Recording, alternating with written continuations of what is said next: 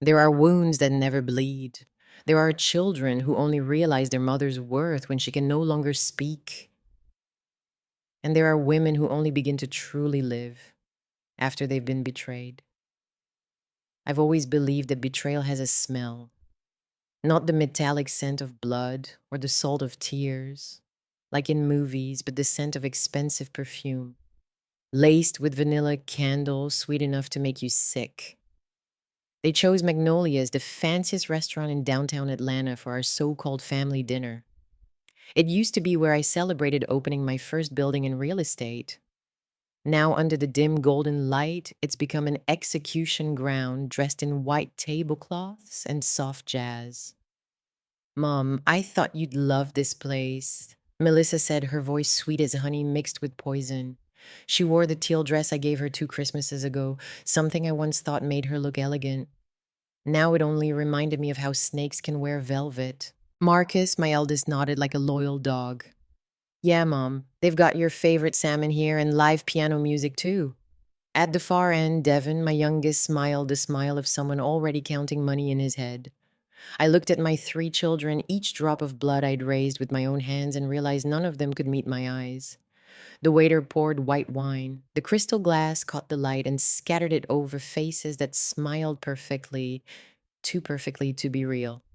Marcus and I talked to Dr. Bell. Melissa began gently, as if sharing good news. He thinks it would be best for you to move somewhere with professional care.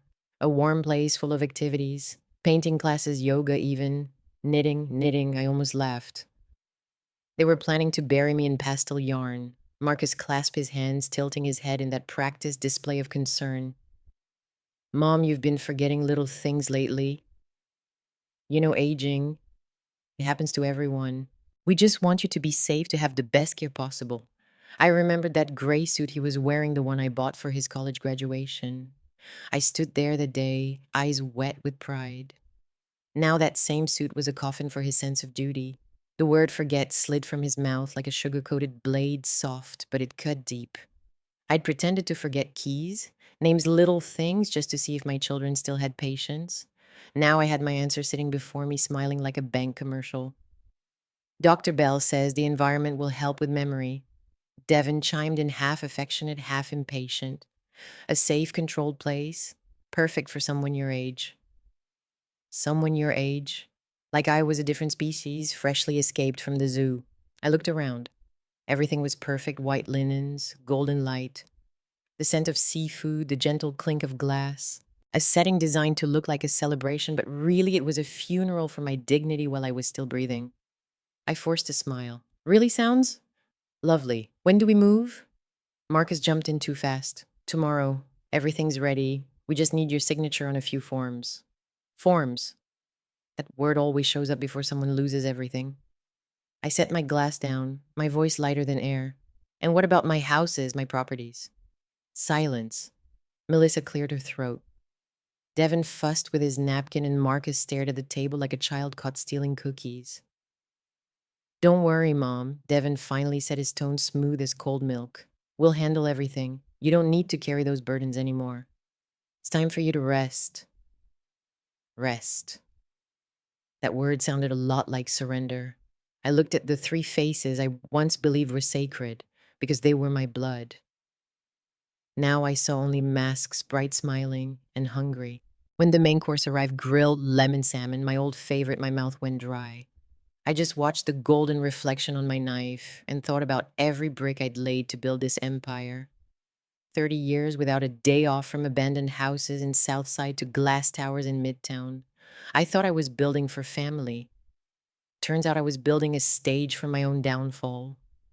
Melissa, I said, cutting through the jazz, do you know where I bought my first property? She blinked, confused. No, Mom. Where Edgewood. The whole block was full of junkies and broken houses. I spent my last $5,000 and worked 16 hours a day. Do you know what I thought back then? She shook her head. I thought if I worked hard enough, my children would never have to worry. I paused, looking at each of them. Seems I was wrong. No one spoke, only the sound of cutlery and the slow tolling of my heart, like a funeral bell. When the check came, Marcus grabbed it. I'll take care of this, Mom. Don't worry about it. I smiled. Of course. From now on, I don't need to worry about anything. Right? Devin looked startled by how gentle my tone was. Gentle but sharp enough to draw blood. I stood, picked up my purse. Thank you for dinner. It was unforgettable. Mom, don't be upset, Melissa pleaded. We only want what's best for you. Of course, I said, still smiling. You've thought of everything, every last detail. I walked away, leaving 3 actors under the glow of candlelight. That night in my big house overlooking the park, I sat in the dark and listened to the clock strike 11. From the kitchen came the soft clinking of glasses, the murmurs I knew too well. They hadn't gone home. I crept down the stairs, barefoot, silent. The Savannah house could sell for at least 300,000, Marcus whispered. Downtown condo 200, bank investments over 600. That's 1.5 million total. We have to move fast before she realizes, Devin said. She forgot 3 times this week already. Melissa poured wine, her tone light and sly. Trust me, she won't notice a thing. Once she's in that home, she'll sign whatever we put in front of her. I stood in the dark, feeling my heart go cold layer by layer. Yesterday, I thought my little mistakes made them worry. Now I knew they were just the scent that drew the vultures in. I went back to my room, heartbeat steady as a drum. From my closet, I took out a small wooden box. Inside were my passport, my mother's pearl necklace, and at the bottom, the key to a bank safe no one knew about. I looked in the mirror. The woman they called senile stared back, but her eyes were clear, her hands steady, her mind sharp as ever. No, I wasn't losing my mind. I'd been pretending just to see if love was real. Now I knew it wasn't. I set the alarm for 4:30 a.m. When it rang, I was ready, black slacks, long coat, small suitcase, everything neat, light and deliberate. Not an escape, a rebirth. Before leaving, I looked around the house one last time. Light spilled from the living room, illuminating the family portrait on the wall. 3 smiling children wrapping their arms around me on a Thanksgiving long ago. Goodbye, my loves, I whispered. I'm going to live, truly live now. A taxi waited outside. The driver, a kind-faced old man, asked, Heading somewhere this early, ma'am? I said. Yes, somewhere I should have gone a long time ago. As the car pulled away, the lights of that deceitful house faded behind me. Through the window, I watched dawn ignite the highway, the sky turning orange-red, the color of beginnings, and of fire. And I, Etta Johnson, 72 years old, the woman her own children tried to bury with kindness, was finally lighting the first flame of her revenge, too. I never thought I'd run away from the very house I built. But when the taxi turned off Magnolia, I felt like I was stepping out of a coffin lined with satin sheets. It was still misty. The streetlights along Auburn Boulevard reflected in the car windows like scattered musical notes. I opened my wallet, laid my hand on the passport and the small silver key, the key to the Union Trust safe in Savannah. Only 2 people knew about it, me, and the only person I ever truly trusted, Miss Thelma Brooks, who worked for me for 15 years before the kids let her go as an unnecessary expense. Savannah Wright, the driver, asked in a gentle voice. Yes, I answered, eyes fixed on the window. A long trip, but worth it. As we rolled along I-75, I thought about how it all began. I was once the only black woman in my business class in 1972, my professor mangling my name the whole semester. I used to stand outside brokerage offices while people said a black woman selling houses. Good luck. I worked twice as hard, endured 3 times as much, and turned that scorn into capital. And now at 72, my own blood calls me a burden. Maybe America changes, but greed never changes color. We stopped at a rest area near Macon. I bought coffee and watched the sun rise through the glass. The bright orange light cut through the fog and showed everything clearly, even the pain I'd been hiding. On my phone, I replayed the recording I secretly made last night of the kids whispering in the kitchen. Marcus's voice was clear. We need to move fast. Once she signs, we transfer ownership. Evans can legitimize it with a mental competency claim. We just need Dr. Bell to sign. What about the bank accounts? Melissa asked. I think she only has a few things at Citibank. Devin laughed. She doesn't know anything. I turned the phone off. There were no more tears in my heart, only something cold and steady as steel. They thought I was weak, forgetful, unclear. They didn't know I read the financial pages every morning, still check stocks on the app I taught Marcus to use. They didn't know I owned three properties under different names in three different states. They didn't know that for 30 years I had learned to survive in a world that tried to take everything from Black women, their voices, their dreams. If I survived the 70s, I could survive my greedy children. 3 hours later, we pulled into Savannah. The old city bright and stubborn as memory. I bought the small seaside house here in 1985 with profits from my first big deal. I never told a soul. It was where I kept part of myself I feared the world or my children would never understand. The driver dropped me off in front of the pale yellow house with green shutters and a wooden fence faded by salt. On the porch mat, tucked under an old envelope, was a scrawled note. In a hand, I recognized Mrs. Johnson. I knew you'd come back. Thelma. I opened the door. The air smelled of sea salt, old wood, and memory. White sheets covered the furniture like sleeping souls. I pulled them down a chair table picture frame and felt a life I had shelved come alive again. In the kitchen, the electric kettle sat exactly where I'd left it 30 years ago. On the wooden table beside a note lay a small safe key and a photograph of Thelma and me in front of this house. On the back, she'd written, "If they ever betray you, come back to the beginning. Everything you need is here." That afternoon, while I was tidying, I heard wheels on gravel. My chest tightened when I saw Thelma, her hair white, her back bent, but her eyes as warm as ever. "Lord Etta," she whispered, "I knew you'd return."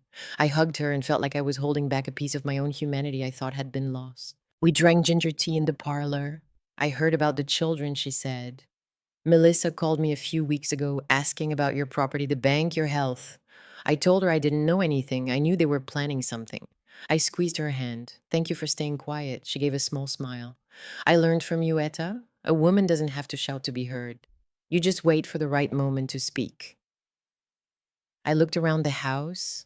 Every corner testified to the life I'd lived, a photo of Richard. My husband gone 10 years, the old investment ledgers, and tucked in the desk drawer the packet I'd hidden since the 90s. On the cover, legacy plan. I opened it, deeds to 3 houses, 2 international investment accounts, and a draft for a project called Grace Haven, a place for elderly women abandoned by their families to live with dignity and a chance to start over. I dreamed it, but work and children had put that dream to sleep. Thelma read and asked, voice shaking, "How long have you had this plan?" 30 years, I said. I wanted to make a place for women like us, people cast aside by society and family. Now my own children woke me up. We were silent for a moment, listening to the surf. "What will you do?" Thelma asked. "I won't just survive," I said. "I'll win. I'll show them a 72-year-old Black woman can foil their plots without taking off her shoes." Thelma's eyes lit up the same look she had when I told her about my first deal. "I kept the papers you sent 20 years ago, the savings book, the building permits, and the contact for that lawyer you trusted." "Robert Carter?" I asked. "Yes, he's now an elder fraud specialist." "Shall I call him?" I nodded. "Call him." It's time I got back to what I do best, negotiating. That night, I lay in the old bed and stared at the ceiling while the ocean beat out a steady rhythm. No fear, only a strange clarity. I remembered the days in Chicago when Richard and I had $70 in our pockets, but believed that hard work would make the world right. He used to say, "Etta, never hand the keys to your life to anyone, not even your children. Blood will betray, pride won't." Now I understood him better than ever. The next morning, Thelma drove me to Union Trust. The branch manager, a middle-aged white woman, recognized me as soon as I presented my papers. "Mrs. Johnson, it's been so long. I thought you'd left Georgia. Sometimes you have to leave to come back." I smiled. She led me into a private room and opened the safe. Inside were brown envelopes filled with documents and a USB labeled "Confidential RC." I opened it to find copies of contracts, investment records, and proof of ownership I had kept hidden. Most important was a handwritten letter from my lawyer, Robert Carter. "If your children ever try to seize assets, contact me. I've prepared the legal foundation to protect you and to strike back." I felt like I was holding a golden net of protection. That afternoon, we called Mr. Carter. His voice was low, steady, and respectful. Mrs. Etta Johnson, I've been waiting for this day. I still have all your files. Do you want to activate Phoenix? I echoed, remembering the code name we joked about 5 years ago. Yes, he said. The plan to restore everything if you're betrayed. I smiled softly. Activate it, Mr. Carter. The Phoenix is tired of being ashes. When we hung up, Thelma asked, Are you afraid? Yes, I said. But fear doesn't equal weakness. I've been afraid my whole life. I just never let fear steer the wheel. Night came. I stood on the porch while the wind carried salt and jasmine. Moonlight fell on my hands, the same hands that signed contracts, led my children across streets. And now we're ready to sign the orders of reprisal. I knew Marcus would call the police tomorrow to report me missing. Melissa would feign tears on local TV. Devin would comb through bank accounts, only to find withdrawals I'd cleverly arranged beforehand. I sipped my tea and smiled. They think they've won, but they don't know they've just opened the final chapter of their own story. 3. Savannah mornings are like a silver veil, thin mist, draped over the old town. As Thelma drove past rows of oaks hung with moss, I remembered my younger years, me in a hard hat, standing in the middle of a job site, directing an all-male crew that didn't believe I knew what I was doing. They called me Lady Boss, with a hint of mockery. I turned it into a title. Now they call me Old Lady, and I'll turn it into a weapon. Attorney Robert Carter's office sat in an old building near the river. Outside, a wooden sign read, Elder Rights and Estate Protection. Inside, the smell of oak and old paper took me back to the law offices from when my husband was still alive. Robert stood when he saw me.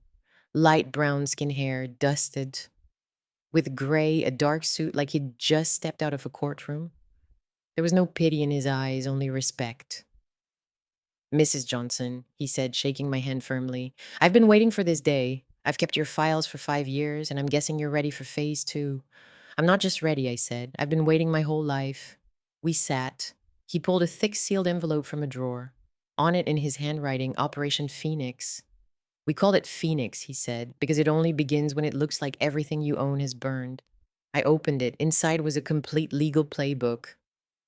A replacement will effective immediately, stating that all my assets go to the Grace Haven Foundation, except for a small fund to let me move freely and protect my identity. A durable power of attorney, ensuring that if anyone tries to sign transfers in my name, they'll trigger a federal investigation. And finally, the recorded evidence Carter had quietly helped me collect since last year when I first began to suspect my children. I flipped to the last page of notes where my own messy handwriting said, If the day comes when my own children call me useless, let this prove I'm clearer than their whole world. Robert looked at me, a glint of admiration in his eyes. Etta, you're one of the most stubborn clients I've had. I have to be, I smiled. A black woman in business who isn't stubborn won't make it past lunchtime. Thelma sat quietly, then asked, So what's the plan, Robert? He leaned forward. Mrs. Johnson will let them believe she's disappeared, maybe confused, maybe led off by someone. They'll act on their own sign file forge. I have someone at the county court who'll report every step. When their crimes are clear enough, you'll return with the evidence and he paused, smiling. Give them a lesson both the law and their conscience will recognize. I nodded, my heart pounding. I don't just want to punish them, I said slowly. I want to teach them a final lesson about the value of dignity. I want this betrayal to become useful to people like me. Robert's eyes said he understood. Grace Haven, he said. You still intend to build it. I never gave it up. I took out a stack of sketches, yellowed with age. A low building, gardens, a reading room, an art space, a place where older women could live with joy instead of wait to die. I want it built with my money, not theirs, not anyone's who thinks old age is a period at the end of a sentence. Robert smiled. I have a friend in the nonprofit world. You can form the foundation tomorrow. I'll serve as legal representative until you're ready to step forward. I took Thelma's hand. You'll help me keep it all steady. She nodded, eyes shining. I kept this house for you for decades, Etta. Now I'll help you keep the dream. We spent the whole afternoon reviewing every page. Robert recorded all my confirmations so no one could ever claim Mrs. Johnson is incompetent. At last, he opened a drawer and took out a small envelope. And this, he said, is the bank card for the contingency account you set up 10 years ago.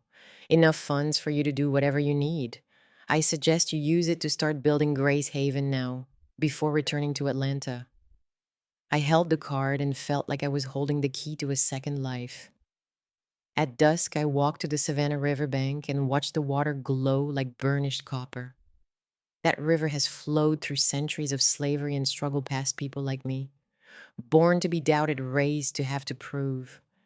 I wondered how many women had sat like I was, now late in life, turned away by the very children they raised. I pulled out my phone and reread Marcus's message from 3 days ago. Mom, I love you. I just want you to be well taken care of. I stared at the words, feeling hollow. If love means stripping someone else of their freedom, I'd rather be hated. That evening, Thelma cooked something simple, stewed red beans and cornbread, my favorite. Over dinner, she told me her husband died young, her children left home, and she knew the feeling of being forgotten. But you're different from me, Etta, she said. You have a strength I only ever see in people born to survive. You turn pain into a plan. I laughed softly and looked up at the ceiling. Strength doesn't come from blood, Thelma. It comes from getting up so many times that no one can imagine you'll ever fall again. Close to midnight, I opened Richard's old letters. The paper had browned, the slanted handwriting read, "If you ever find yourself surrounded, remember, the best plan isn't revenge. It's creating something your enemies can't understand, mercy wrapped in steel." I folded the letter and pressed it to my chest. Richard always saw farther than I did. He'd probably smile to see I no longer want to hit back. I want to turn betrayal into legacy. The next morning, Thelma, Robert, and I returned to the bank. We signed the stack of papers to launch the Grace Haven Foundation. The name on the electronic contract looked like a declaration, a place for women to live, not wait. When we finished, Robert said, "Now you need one more thing to show the world you're still in control." I smiled. "I'll show my 3 children first." That afternoon, Robert handed me another USB. "This is a copy of everything, recordings, documents, the sham." Well, they had Evan's draft. "I have someone in his office. They're preparing to file with the court next week. Once they sign, we can begin the counterattack." "How long?" I asked. 3 days, he said. 3 days, Etta. Then you go back to Atlanta, not to beg, but to command. 3 days. I've waited a lifetime to be respected. 3 days is nothing. That night, I stood on the porch looking out at the sea. Thelma went to bed early. I stayed awake. The salty wind whipped my face, carrying the sound of crashing waves. I imagined each one as a heartbeat mine. The women like me, a whole generation forced to be quiet. I closed my eyes and saw Melissa's cold smile, Marcus's calculating stare, Devon's polished contempt. But when those faces burned away, I saw something else. Me standing on ash with a pair of wings flaring to life behind me. A phoenix doesn't die in fire. It only waits until the ashes are warm enough to fly. 3 days passed as fast as fate's blink. When Thelma's car turned onto the tree-lined street in North Atlanta, I felt my heart beat slower but stronger, like the opening drum for a war where I was plaintiff witness and judge all at once. My house, the one they used to call home, looked different. The grass ran high, the curtains were tugged crooked, and the light spilling from the living room glowed like the fake shine of an amateur performance. Out front, cars packed the curb, Devon's white Mercedes, Marcus's silver SUV, and Melissa's glossy black BMW. "They're here," Robert said, checking his watch. 10 o'clock sharp. "Good," I said. "Right on time, like people afraid to miss their money." We parked down the block. I looked at the house and took a deep breath. No more trembling, no more fear. Only one thing left in me, justice, and a cold flame, low but steady, burning like coal deep in the earth. We stepped onto the porch. I rang the bell. The sound echoed through the house I used to call mine. Now it tolled like a funeral bell for what had died between mother and children. Melissa opened the door. For a split second, her face twisted shock fear. Then she tried to gather it into a stiff smile. "Mom, oh God, where have you been?" "We already called the police." I know, I cut in calm. "I also know what you told them." She froze, her lips fluttering. I walked past her, feeling the cold seeping up from the polished floor. Marcus rushed out of the living room, white shirt pressed like he was headed to graduation. Mom, you drove us crazy with worry. We were getting ready to sign over my estate, I said. No one answered. Only the wall clock ticked, each click stretching long and sharp as a scalpel. Robert Carter stepped in behind me and straightened his tie. Hello, I'm Mrs. Johnson's attorney. I assume you're familiar with the concept of legal counsel? An attorney, Marcus stammered. Mom, this is a family matter. We don't need family matter. It doesn't mean lawless matter. Robert said, his voice metallic, especially when it involves elder fraud, forged signatures, and coercion. Devon's face went pale. Melissa's hands shook. The wine glass on the table wobbled and shattered. I walked to the dining table where they'd laid out a thick stack of papers, a pen waiting on top. I could read the header clearly. Transfer of estate ownership. This, I asked, flipping pages. This is how you take care of me, bury me alive in a home and strip away everything I built. Marcus drew a breath. Mom, you're misunderstanding. We just want you to rest.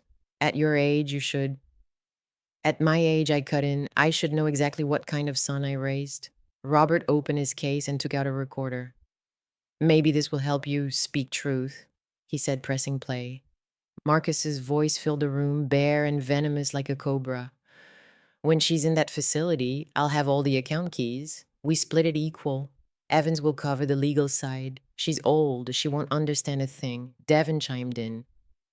Give it a few weeks and she won't be able to sign anything. That's when we move. And Melissa's voice, sweet honey laced with arsenic. By then, we'll hand her some yarn and call it art therapy. The room went dead quiet. I looked at each face, the three faces I used to kiss every morning on the way to school, and saw only three hollow souls corroded by greed. Robert went unsteady. This is a lawful recording held in my office for over a year. Mrs. Johnson recorded it inside her own home for self-protection. In addition, we have proof that Dr. Bell accepted a bribe from you, Melissa, to sign a false competency statement for your mother. You're lying, Melissa shouted, but her voice trembled. And here, Robert said, opening his laptop, is the email Evans sent to Devon 3 days ago, finalizing the full power of attorney package. All of it is backed up. The FBI will find this compelling. I sat at the head of the table. You know, I said slow and clear. I used to think betrayal was an accident. Turns out it's a habit. Marcus bowed his head. Devon looked away. Melissa cried not from remorse, but from losing. I didn't feel joy, only a grief deep as a well where a mother's love had turned to stone. You forgot one thing, I continued. I'm not just an old woman. I'm someone who lived through segregation, who worked 20 hours a day to build this real estate empire. I fought a whole system, and you think a few fake papers can bring me to my knees? I looked straight at Marcus. You called me a burden. Wrong. I am the root you've clung to your entire lives and never once noticed. Robert gathered the documents. Mrs. Johnson, he said, the evidence is sufficient. I'll file with the court in the morning, but if you prefer, we can offer them another option. I nodded. I don't need them in prison. I need them to understand labor and dignity. I slid an envelope onto the table. This is a copy of the Grace Haven Plan, our center for older women. You wanted to lock me in a home, now you will work in one. 5 years. Unpaid, do that and I'll give you a chance at redemption. If not, I looked to Robert. He understood. If not, he said, we'll let the law decide. For now, Mrs. Johnson holds everything. Silence fell over the room like ash. 5 years, Devon whispered. Yes, I said. 5 years serving the people you look down on. Taking out trash, caregiving, mopping floors, cooking meals. 5 years to learn that age is not useless and love is not an asset to steal. You can't make us do that, Melissa screamed. I rose, my voice a thin blade slicing the air. Can't, I'm standing here today proving I'm still alive. And a mother who has survived a lifetime of being dismissed, there's nothing she can't do. Robert snapped his case shut and motioned to me. As I reached the door, I heard Marcus choke out Mom. I didn't turn back. Save your apology for 5 years from now when you know how to bow your head without cash in your hand. The yard wind was cold. Rain was coming. Thelma waited in the car. I looked up at the iron sky, then back at the house one last time. Light pooled weakly in the windows like a soul guttering out. I knew I'd just ended a chapter of my life, not with tears, but with a verdict. As the car rolled away, Robert asked softly, "Are you all right?" I watched the city slide backward like an old film. "All right," I smiled faintly. "No, Robert, I'm not all right. I'm coming back to life." Outside, the high rises caught the noon sun. I saw myself in the glass, eyes no longer afraid, only bright and hard as diamonds cut from tears. The war isn't over, but for the first time in years, I feel like I'm winning. And if you've ever been betrayed, belittled, pushed to the margins like I was, remember, real strength isn't youth or money. It's standing up inside the very fire that tried to burn you down. If you believe the resurrection of a woman once underestimated can change the whole story, drop a one in the comments so I know you still believe in the power of women like Etta Johnson. 5. The first month of their 5-year sentence taught me something strange. The silence of guilt weighs heavier than chains. Grace Haven had only been open for 3 weeks. Each morning, sunlight spilled through the wide windows, washing over amber-tiled halls. The sound of rolling wheelchairs, the gentle laughter of grandmothers playing dominoes, and the scent of waffles blending with eucalyptus oil. All of it created a world I'd never imagined before, a place where the elderly were respected, not pitied. And now my 3 children were the ones mopping the floors of that world. On their first day, Marcus, Melissa, and Devin walked into the center as if walking onto a gallows. They wore beige uniforms, t-shirts with Grace Haven, service and dignity, printed on the back, white sneakers still spotless. Marcus didn't look at me. Melissa held her chin high, lips painted too red, while Devin had headphones on as though they could wall him off from reality. I said nothing, only nodded. "Your shift starts at 8. Be late by a minute, and it won't count." They said nothing. That silence was no longer arrogance, it was armor for their shame. Marcus cleaned the first floor bathrooms.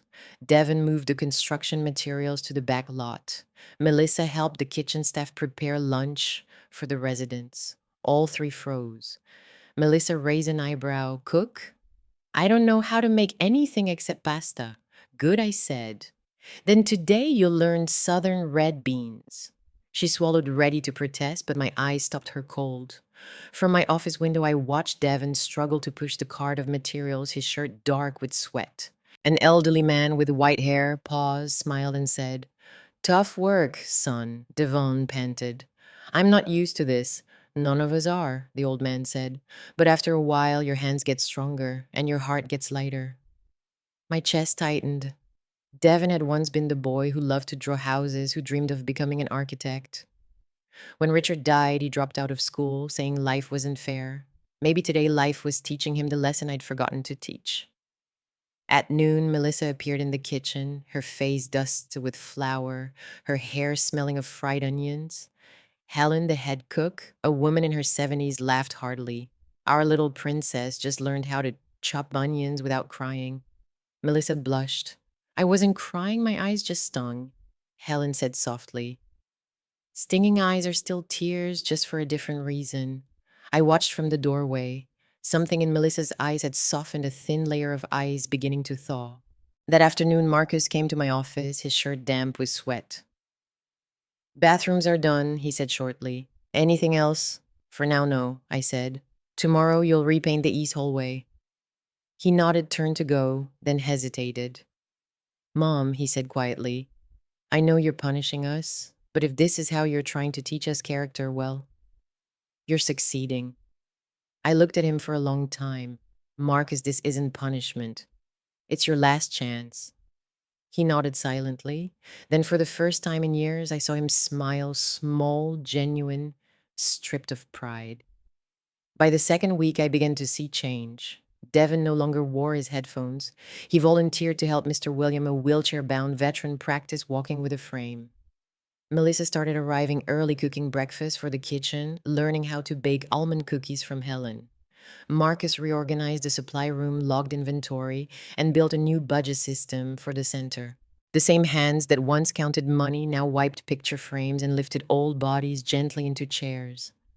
The same mouths that once mocked weakness now spoke softly, kindly. I didn't tell anyone, but each night when I came home, I cried quietly.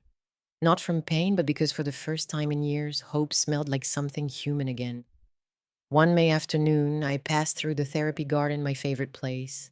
Lavender bloomed in violet rose, and the breeze carried its soothing scent. I saw Devon painting seated before a wooden easel. The canvas showed Grace Haven's courtyard elders playing chess beneath the trees, sunlight draping their faces in gold. It's beautiful, I said. What will you do with it? Hang it in the main hall, he replied without looking up. I want everyone who walks in to see what you created. I said nothing. For the first time, I heard the word mom without the taste of guilt. Melissa changed too. One night, she knocked on my office door while I was reviewing financial reports. Mom, she said softly, I want to start a beauty care class for the residents, not for makeup, just to remind them they're still beautiful. What do you think? I looked up at her. If you're serious, I'll approve a small budget. She shook her head. I don't need it. I want to do it myself. In that moment, I realized redemption doesn't start with money. It starts when someone chooses to do good without being asked. By the third month, Grace Haven wasn't just a center, it was a song, rewritten by the hands of those who'd once been wrong. People began calling Marcus the new manager, Devon the garden artist, and Melissa the heart stylist. They no longer lowered their eyes in shame when they saw me. They lowered them in respect when greeting others. And I, each morning, walking through the halls, hearing laughter ripple down the corridor, felt my heart soften like soil after rain. One evening, Thelma and I sat on the porch watching the sunset. Etta, she said quietly, have you forgiven them? Yet I was silent for a long time. Forgiveness, the word itself felt like stone. I don't know, I said, but maybe I'm learning to understand them. People do wrong when they're afraid of losing something. I was once afraid of poverty, and I forgave a lot of things for money. Maybe they just repeated my mistakes. Thelma smiled the fading light, brushing her wrinkled face, her eyes gentle, as if she could see what I hadn't yet said aloud. That night I stood alone in the lavender garden. The insects hummed softly, and the golden lights glowed against the purple petals like dream smoke. I looked up at the sky not to pray, but to give thanks. Thanks for still being alive to witness my children's change. Thanks that the world late though, it maybe still knows how to return justice to those who dare to believe. But deep down, I knew the journey wasn't over. People can change, but the past remains waiting to be healed. And sometimes to truly forgive you, must dare to reopen the wound one last time. 6. 4 years have passed since the day I handed down that 5-year sentence. Time has a way of doing what words cannot. It shapes people, smooths their edges like waves polishing stone. And when I look back, I realize I've changed too. Not the armored mother I once was, but a woman who has learned to smile even while her scars still show. That June Grace Haven overflowed with laughter.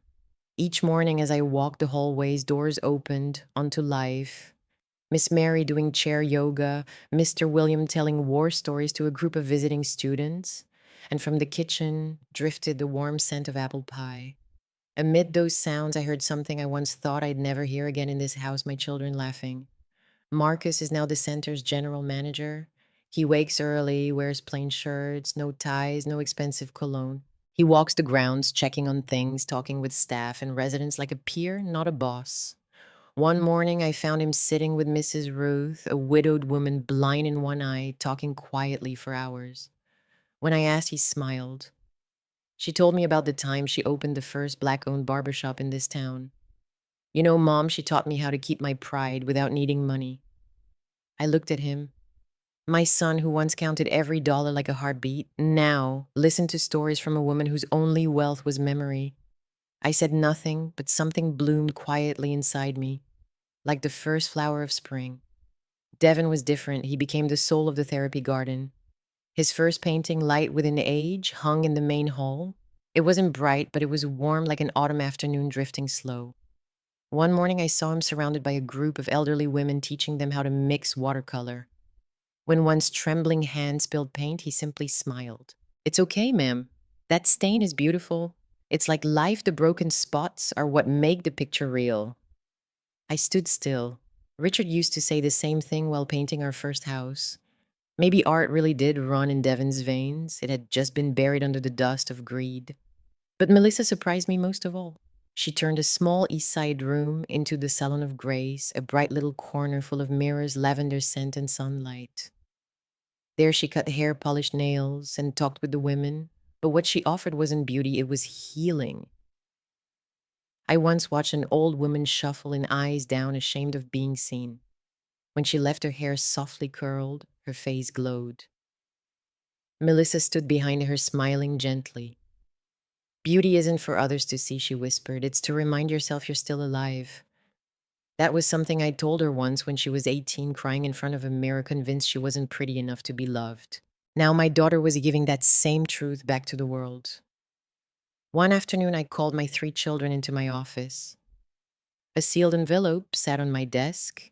They exchanged glances, nervous, uncertain. I didn't call you here to talk about work, I began. This is about family. Marcus took a deep breath. Melissa clasped Devon's hand. I looked at their faces, once cold, now lined with the marks of labor and time. I lost you once, I said slowly. The day you forgot that love doesn't come with conditions. But these past 4 years, I've seen you rediscover something I thought had died. No one spoke. Only the ceiling fan hummed and the faint scent of new pine varnish drifted from the hallway. I don't forgive what happened, I went on. Forgiveness doesn't mean erasing, but I accept that you and I had to learn love all over again. Melissa's eyes shimmered. Devon bowed his head. Marcus nodded, eyes wet. We don't deserve you, Mom, Marcus said hoarsely. Maybe I said, but you deserve a second chance. And I believe Richard would agree. The mention of my husband's name caught in my throat. All 3 children lowered their heads, and for a moment I could almost see him there, his gentle smile, steady eyes watching over us from somewhere far yet close. The following month, Grace Haven hosted Family Day, a time for residents to welcome their loved ones.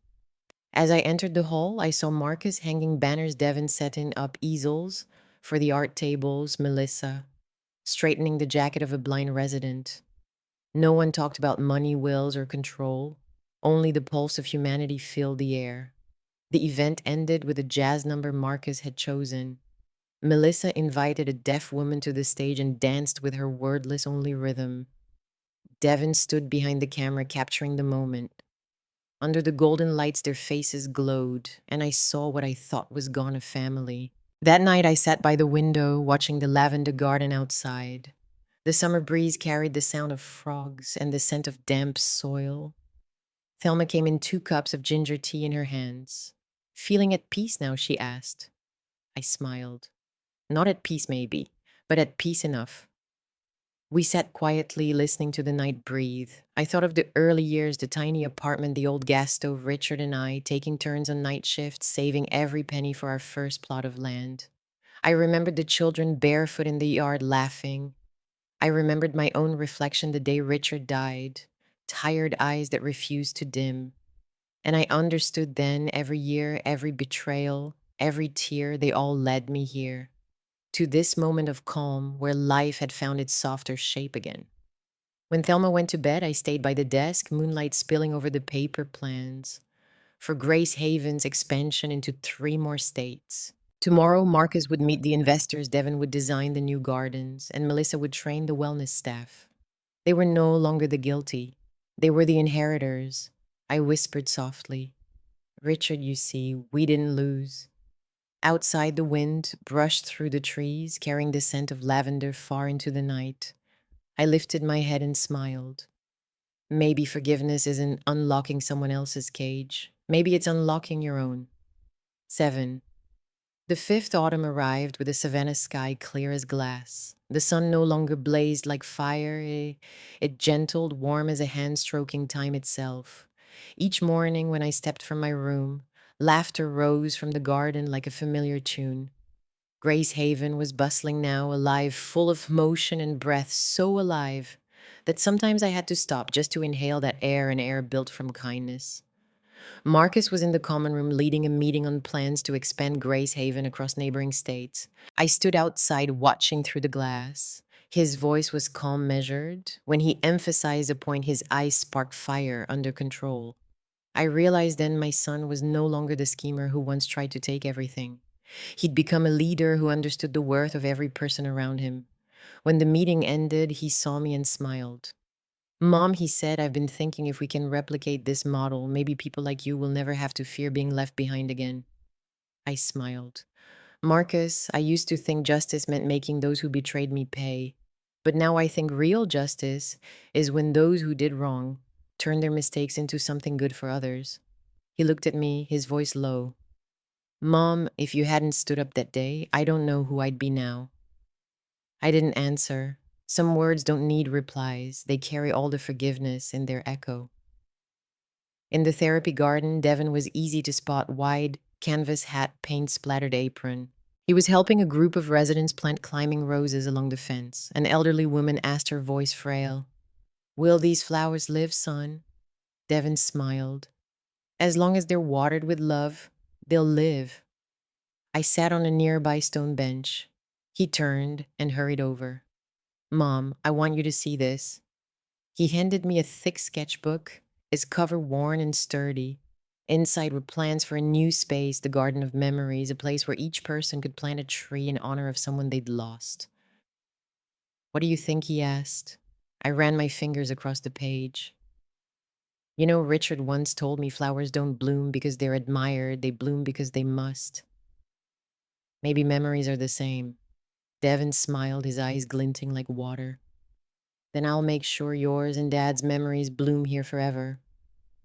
I held his calloused hand, warm and real. He didn't have to say another word, I understood everything. Melissa, meanwhile, made the whole center feel younger. Her small salon had become a haven of joy. People came not just to look pretty, but to talk, to laugh, to feel seen. One afternoon I stopped by. She was trimming the white hair of an elderly woman. You're doing good work, I said when the lady left. Melissa turned the scissors still in hand and smiled. Mom, you know, I used to hate mirrors. Every time I looked into one, I saw the woman you despise, someone fake painting over her emptiness with lipstick. But now when I hold these scissors, I get it. Cutting away old hair is like cutting away guilt. I'm learning to help people see their own beauty. I nodded softly. You've changed. No, Mom, she said, voice trembling. I'm just starting to become the woman you taught me to be. Her words tightened something in my chest, not from pain, but from knowing my suffering had not been wasted. That winter, we celebrated Grace Haven's 5th anniversary. Residents, staff, volunteers, everyone contributed. Marcus prepared the speech, Devon built the outdoor stage, and Melissa wove lavender wreaths for decoration. I stood aside and watched them do everything. As the ceremony began, the golden sunset poured across the garden. Marcus stepped onto the stage. His voice was strong but full of feeling. Grace Haven isn't just a center. It's proof that mistakes aren't the end. It's a place where people learn to love again, even when they thought they didn't deserve to. The crowd went silent and applause rolled like a wave.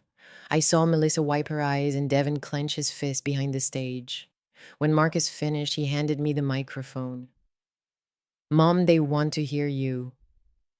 I looked out over the crowd, hundreds of faces, young and old hearts, once wounded, now glowing in the amber light.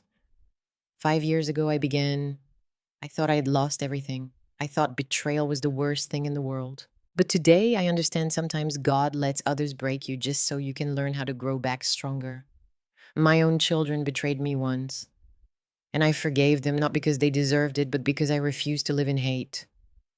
The air went still. I looked toward my children. All three had bowed their heads, tears falling. I smiled. And now I don't just have sons and a daughter. I have a family, a whole one made of everyone who still believes old age isn't an ending. Applause thundered like the sea. Under the lights, I saw what I'd longed for all my life, the glow of love, respect, and dignity reborn. That night after the celebration, we sat together in the garden. Marcus opened the grape wine, Devon played the guitar, Melissa laughed bright and loud. No one spoke of the past. We talked about tomorrow, plans, projects, dreams for when I'd no longer be here. I watched them, these children who once made me want to vanish, now sitting beneath the moon, laughing together like they did long ago. And for the first time in a long time, my heart was completely at peace. When they went to bed, I stayed behind. The moonlight touched my silver hair, my trembling hands. I knew my time was growing short, but I wasn't afraid anymore. I had seen what I needed to see. The seeds I'd sown, even the ones buried in the dark soil of betrayal, had sprouted, grown, and turned toward the light. Maybe that's all a life needs to be. Not a perfect ending, but a meaningful continuation. 8. March of the following year, I turned 78. The doctor said my heart was weakening quickly, that I might only have a few months left. I wasn't surprised and I wasn't afraid. 78 years is long enough for a woman who has walked through storms, betrayal, and miracles alike. Every morning, I still woke early, opened my window, and let the mist spill into the room. Bird song, the smell of coffee, the laughter of Grace Haven's residents. Those were the heartbeats of the world I lived in now. I sat by the window, my hands trembling around a cup of tea, staring at the lavender fields in the distance. Once I thought flowers bloom to be admired. Now I know they bloom simply to prove there's still another season ahead. Marcus visited almost every day. He wasn't busy with meetings anymore. He brought folders of papers, sat on the porch, and read aloud updates about Grays Haven. Mom, Tennessee just approved a new branch, he said. They want to use our model for their senior welfare policy. I smiled. You've done well, Marcus. In the end, my empire wasn't built from brick and concrete, but from compassion. He squeezed my hand gently. Mom, without you, I'd never have understood what compassion even means. My eyes burned, but I hid it behind a smile. There's nothing more precious than the moment a mother sees her lost child find his way back. Devin still carried the colors of the sky. He never stayed still, painting, gardening, guiding groups of schoolchildren who came to visit the center. One morning, he walked into my room carrying a large canvas. Mom, he said, I finished it, your garden of memories. In the painting, hundreds of small trees filled the garden, each with a nameplate. The sky shimmered like silk, and in the far corner sat an old woman with silver hair among lavender blooms. I touched the figure softly. Is that me? He smiled. Yes, I painted you the way I see you every morning. You're the soil that gave all of us roots. I smiled. And soon you'll have wings. He shook his head. No, Mom. We can only fly because you gave us roots. Melissa had become the soul of Grace Haven. She hosted small gatherings every Friday where the old told stories and the young listened. She said that listening was the truest form of healing, and I believed her. One evening, she came to my bedside, taking my hand in the dim lamplight. Mom, she whispered, I remember the day you stood in the living room, furious and heartbroken. I thought you'd hate us forever. I didn't know then. You were saving us. Her voice cracked. I brushed her hair. Hatred is fire. It burns the one who holds it. I used to hold it, and I know it leaves nothing but ash. I don't want ash. I want flowers. She rested her head on my shoulder like the little girl she once was. And in that moment, I felt the past and every mistake dissolve like fog in sunlight. By the end of the month, I grew weaker quickly. My body no longer obeyed me, but my mind was clearer than ever. I remembered every face, every hand, every drop of sweat that had built Grace Haven. And in my dreams, I saw Richard again, standing in the garden, hat in hand, smiling, calling me with that warm voice from long ago. One morning, as the sun rose, I asked Thelma to wheel me outside. I wanted to see the world one last time with my own eyes. The lavender fields glowed purple. Laughter echoed from afar. Women were doing morning stretches. Melissa was talking with a young visitor. Marcus stood with a group of engineers reviewing plans, and Devin was photographing the sunlight through the tree. I looked at it all, then lifted my gaze to the sky. Clouds drifted slow. The light was soft, and the wind brushed my hair like a blessing. I closed my eyes not to escape, but to record that final feeling of life. Peace. That afternoon, my children sat beside my bed. None of them spoke. They just held my hands, 3 hands stacked together. We'll keep Grace Haven going, Marcus said quietly. There'll be thousands of people like you cared for a respected life with dignity. I smiled. I know. And I believe you. Devin kissed my forehead. Mom, my last painting will be called Light at Dawn, because you taught me that dawn never fears the dark. Melissa said nothing. She just held my hand, her tears falling silently. I squeezed her fingers and whispered, "Don't cry, darling. Tears don't make you weak. They only remind you that you've loved deeply." When night fell, I asked them to leave me for a while. Thelma sat beside me, holding my hand, her eyes just as gentle as they were all those years ago when we began this journey. "Thank you," I said, "for staying." She smiled. "I only stayed because you never left." That made me laugh softly, lightly, like a breeze through curtains. I looked towards the window. Moonlight spilled across the bed. On the table were three photographs: Marcus at the new branch opening, Devon in the Garden of Memories, and Melissa holding the hand of a blind woman, both smiling. I knew then everything was complete. Near dawn, I dreamed of standing in a field of lavender. Richard was waiting, his smile as warm as ever. I walked toward him without fear, without pain, without anger, only the scent of flowers, the touch of wind, the shimmer of light. He took my hand and whispered, "Etta, you came home right on time. Everything you planted has bloomed." I looked out at the horizon, the sun rising, spilling gold across every violet petal. I nodded, my heart light as air.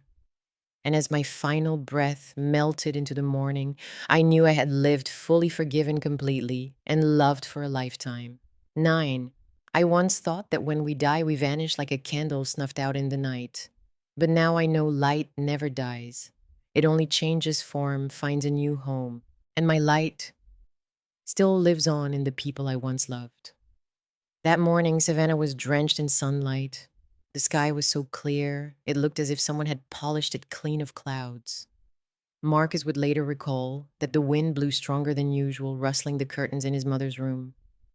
When he walked in, Etta Johnson lay still, her face soft with a faint smile, hands folded gently across her chest. No one cried, no one screamed. Only a strange, holy quiet filled the air, pure, absolute peace. The memorial was held in Grace Haven's lavender garden, the very spot where Etta used to sit every morning.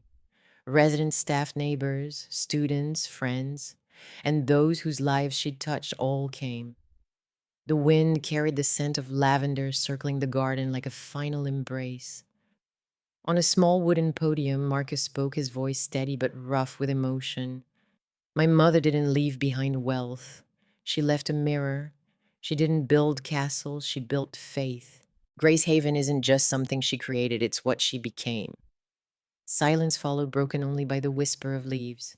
He paused, took a breath. "I once betrayed my mother. I once saw her as an obstacle, but today I understand she was the light that led me out of my own darkness." He bowed his head. No one could hold back their tears. Devon came next, carrying his finished painting, The Garden of Memories.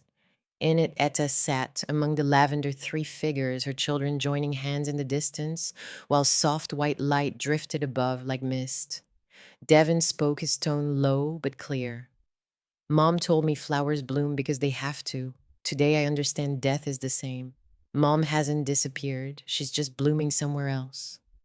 He placed the painting before the podium, stepped back, his eyes wet. Melissa was the last to speak. She wore a simple white dress, her hair tied up her face, calm, but her eyes radiant.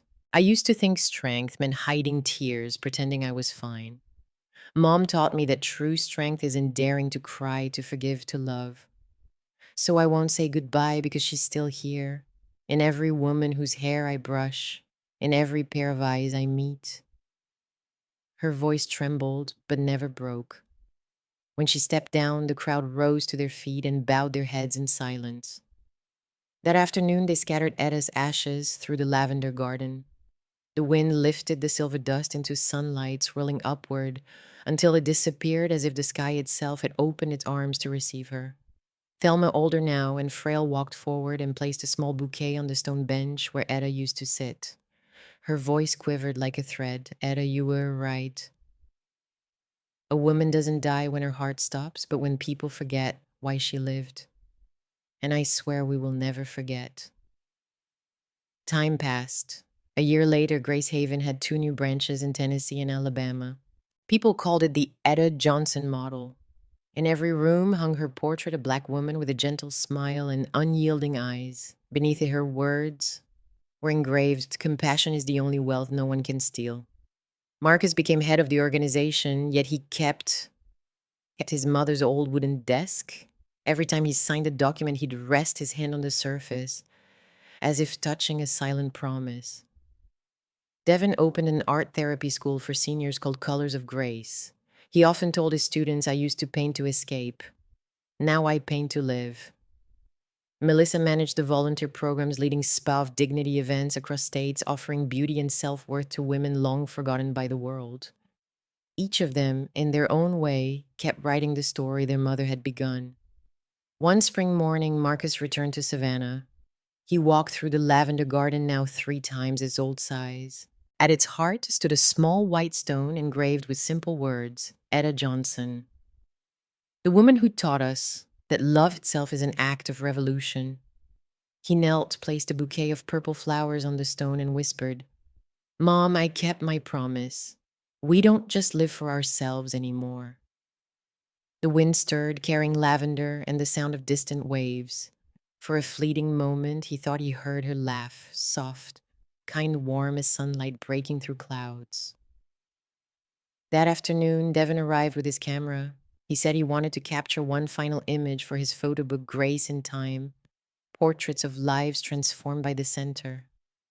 As he stood in the garden, the sun shone through the lens, forming twin wings of light across the headstone, delicate, radiant, then fading away. Devin lowered the camera, looked up at the sky, and murmured, "Our phoenix." That night, the three siblings sat on the porch of their mother's old house. Marcus poured wine. Melissa laughed. Devin strummed the guitar. They didn't talk about loss, only about their mother, as one speaks of the moon, absent but never gone. Thelma sat quietly in the corner, eyes closed, smiling. She listened to the wind in the trees, the laughter threading through the night, and thought, if souls can look down, Etta must be somewhere above, watching, smiling at the children she had saved with the very love that once betrayed her. All stories end eventually. But some endings don't close, they soften, like a melody slowing, giving the listener space to breathe. And in that silence, amid lavender and wind, one can still hear the voice of Etta Johnson, gentle as breath, yet strong enough to last forever. If one day you find yourself surrounded by darkness, don't look for the light far away. The light is within you where I lit it. I used to think the cruelest thing in life was betrayal. But no, what hurts most is when the one you love most believes you've forgotten them. I lost everything just to understand this. A mother doesn't need her children to be rich. She only needs to be remembered as part of their hearts. If you can still whisper the words, "Mom, don't wait until you're calling into emptiness. Love while you still can, because love that comes too late is love wrapped in silence." If this story made your heart tremble even for a moment, leave a heart for all the mothers in this world and follow my channel so that in every story to come, we'll remember together love never dies. It only waits to be remembered.